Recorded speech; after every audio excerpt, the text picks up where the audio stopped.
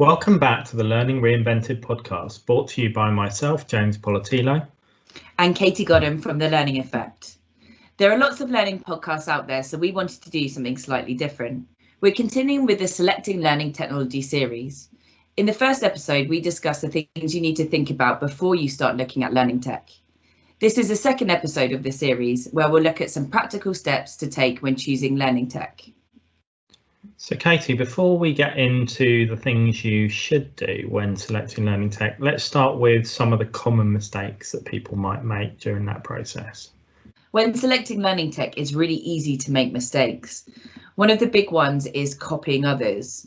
So it's natural to go and look at what other industries similar to yours are doing. But that might not necessarily be the right path for your business because they might have different business objectives and a different learning culture. And often vendors actually come to you with case studies that are similar to yours. Say, for example, you're in hospitality, they'll bring you all their hospitality customers and show you what they're doing. But again, coming back to your business objectives, that might be slightly different. So it might not necessarily fit your business. When putting in learning tech, you often have certain teams that are doing that. So you might have your learning team, your IT team, your compliance team. And often they lead with how does the system work for them? But generally, they're the smallest population. So you need to think end user first, because they need to be the ones that find it easy to use, as opposed to your admins. They can be the ones that struggle a little bit more than your end users, because otherwise you won't get the engagement that you want. It's really tempting to try and digitize your current offer. So if you've got lots of face-to-face content or PowerPoint decks, you might want systems that have Zoom integrations or can easily flip your PowerPoint decks into SCORM content. But this might not actually be right to what you're trying to achieve. So try to avoid that and look at different options for content creation or content formats. Don't design for specific groups of people without having their input. So it might be easy to assume what those types of people, for example, younger people or older people want, but that might not actually be the case. Get those people involved with you, and then you'll actually be supplying the right sort of content for them. When it comes to content, you might want to start with loads of pieces of content available for all of your population. And you might even have vendors come to you to say that they've got an off-the-shelf solution for you that you can easily plug into your learning system. And although that's really tempting to do, that might not be the right approach, because you might end up overwhelming your people. They might not know where to start. The content might not be the right pitch for them, so it might not be at the right level. A better place to start might be looking at your business objectives and what you're trying to achieve with your learning strategy. You can then focus your content at those areas and those people, because then you'll start to meet your business objectives a lot quicker. I think that's a really great point, Katie, because it's so tempting when you're putting in learning systems just to put in loads of content, and that creates pressure on everyone. It creates pressure on your budget, on your learning team to get lots of content in, and your end users. And sometimes just taking that step back and following your business plan can really help. I really liked what you talked about as well in terms of being focused on the end user. So I remember in one of my roles where the learning admin team really wanted one system, but as a business, we actually went with the system that was going to cause them more work. But in essence, that was 5 people's extra work. But the user experience then for the 5,000 to 6,000 people in the business was far better. So I think you've got to follow what's right for your business, not necessarily what's right always for the individual stakeholders in the project, but you've got to look at the bigger picture. So we started with the common mistakes you might make when selecting learning technology.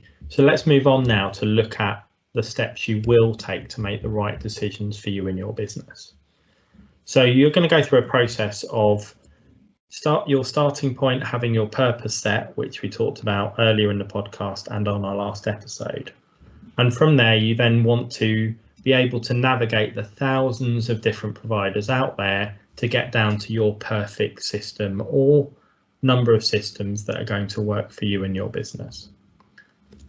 So to start that process, people are going to want to know, how do I narrow that 1,000 down? So an obvious starting point might be to go out there and look at comparison sites or start to read reviews that people have put online. But just as some of the points you raised before, Katie, those reviews are not always going to be helpful, because it's slightly different to maybe a TripAdvisor or Airbnb, where a B&B or a hotel room are quite standard things that you can understand, and you can understand whether you want to be in the city or have a swimming pool. But when you get down to learning tech, there can be hundreds and hundreds of different features that aren't common to understand and can be quite jargonistic and mean very different things to different people.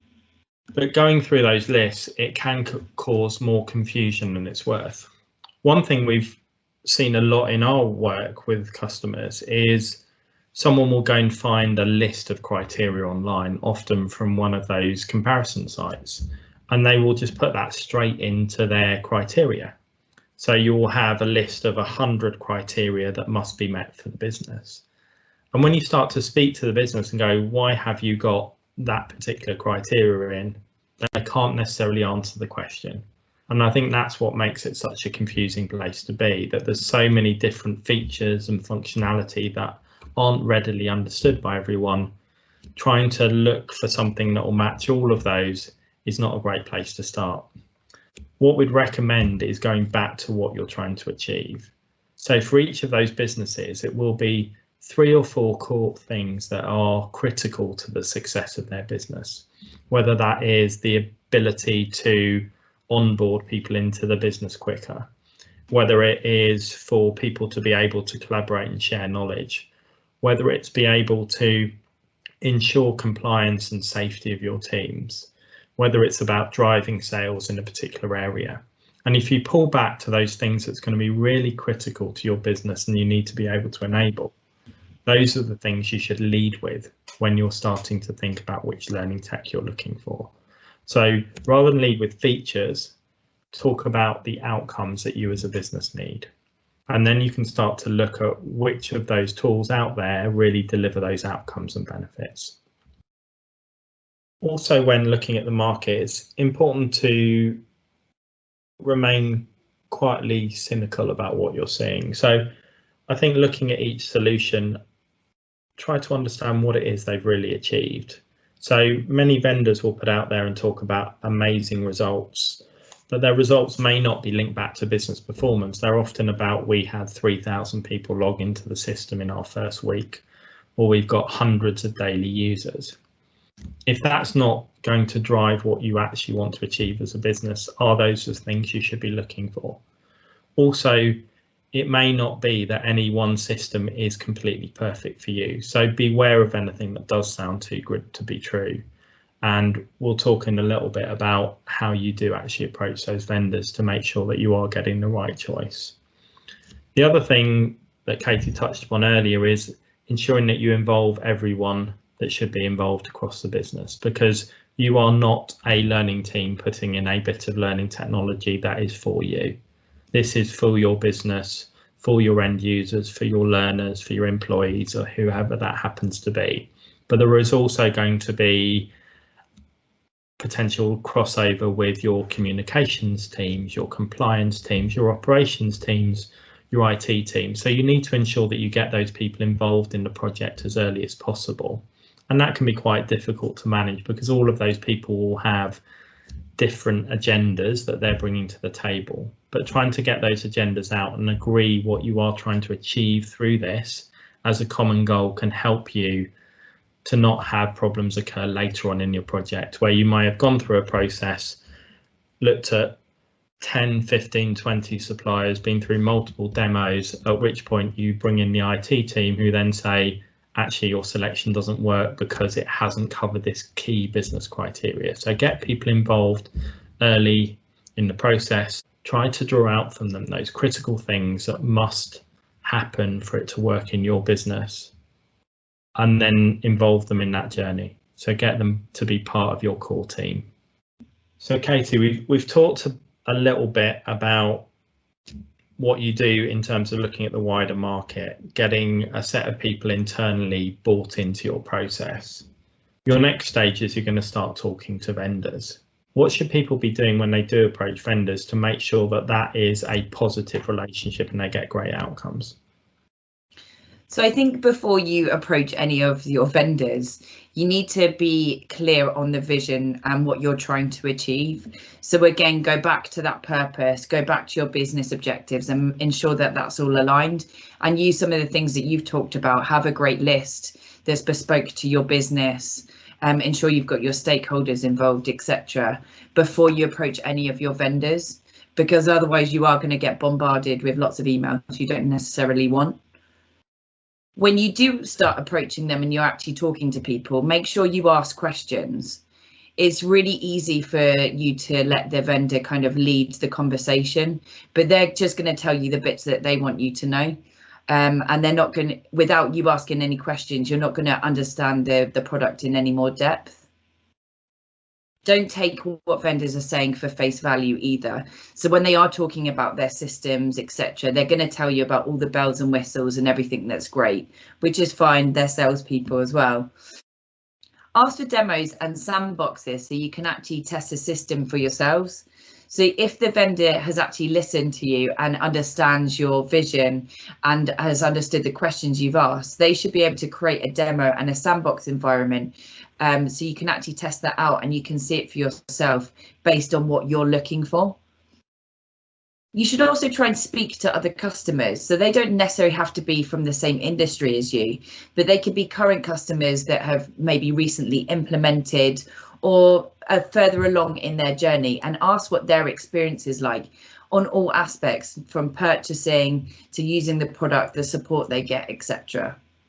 You need to build strong relationships with vendors. So it's not that you're just buying into the person or the system, you're buying into the whole experience.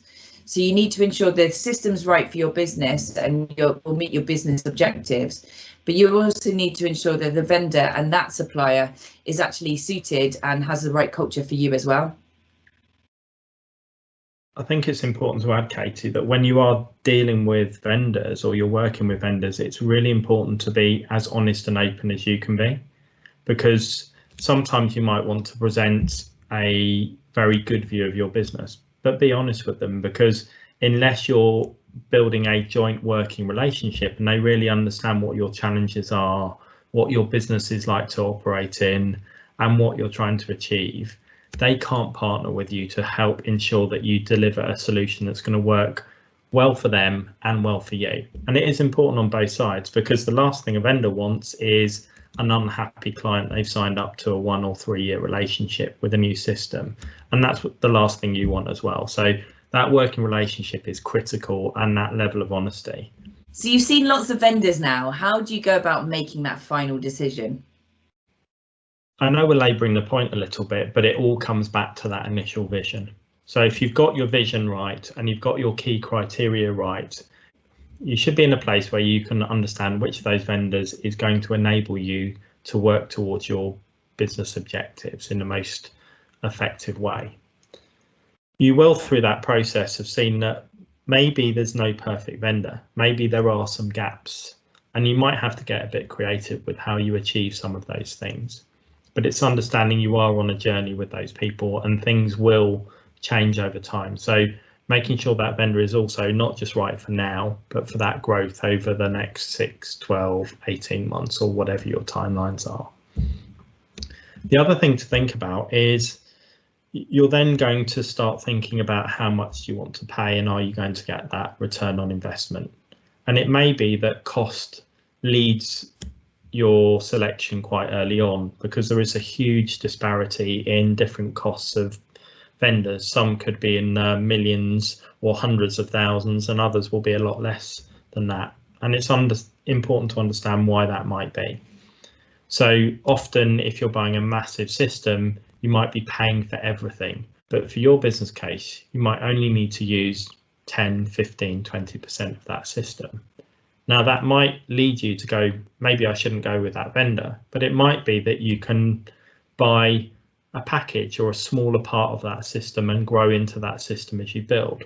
Or it might be that actually there's no point buying that system because you are paying for 80% of a system that you won't ever use or you won't use for 2 or 3 years. So this is the point to start thinking about where the cost is, where the return of investment, and how that system will work with you.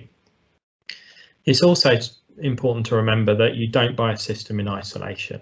So if you're going to put in a new system or switch out from an old system to a different system, you need to think about that might change the requirements in your team. You might find that there's less of an admin burden or more of an admin burden on your team due to the system you've picked. There might be a requirement for your managers to engage in a different way.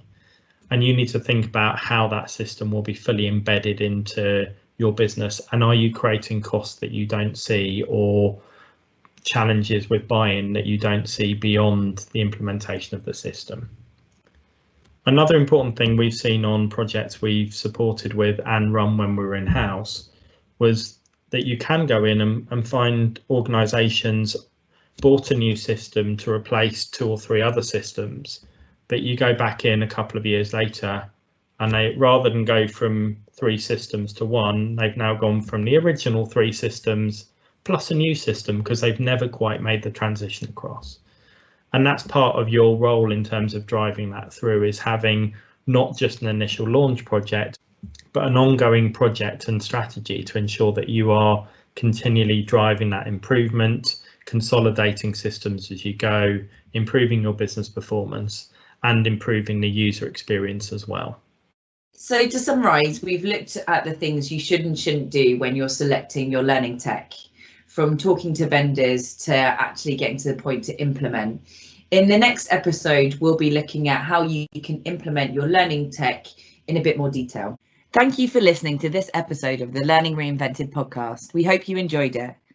If you've not already done so, please follow our podcast. And if the learning effect can help you and your organisation, please do get in touch. You can find both James and Katie on LinkedIn, and our contact details are in the show notes below.